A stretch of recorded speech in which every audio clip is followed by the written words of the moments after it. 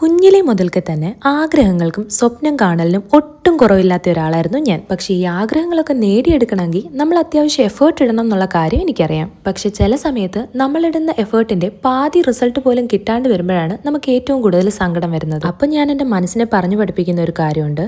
Every closed door leads to a better opportunity. If it doesn't happen, something better will come my way. അതവിടെ നിൽക്കട്ടെ, നമ്മളിനി എവിടെ ട്രിപ്പിന് പോയാലും അവിടെ ചെന്നിട്ട് മസ്റ്റായിട്ട് കാണേണ്ട കുറച്ച് സ്ഥലങ്ങൾ നമ്മൾ നോക്കി വെച്ചിട്ടുണ്ടാവും. അങ്ങനെ മലേഷ്യ പോകുമ്പോൾ എന്തായാലും ഞാൻ കാണണം എന്ന് വിചാരിച്ച ഒരു സ്ഥലത്തോട്ടാണ് ഇന്ന് പോകുന്നത്. പിന്നെ മലേഷ്യ എന്ന് പറയുമ്പോൾ തന്നെ നമ്മൾ ഈ ഒരു ട്വിൻ ടവർ തന്നെയായിരിക്കും നമ്മൾ ഓർക്കുക. ചില കാര്യങ്ങൾ ഫോട്ടോസിൽ കാണുമ്പോൾ നല്ല ഭംഗിയും എന്നാൽ നേരിട്ട് ചെന്ന് കാണുമ്പോൾ അത്ര രസം തോന്നാത്ത അവസ്ഥ വരാറുണ്ട്. പക്ഷെ ഈ ഒരു ടവർ ഞാൻ ഫോട്ടോസിൽ കണ്ടതിനേക്കാൾ ഇരട്ടി ഭംഗിയായിട്ട് എനിക്ക് തോന്നി.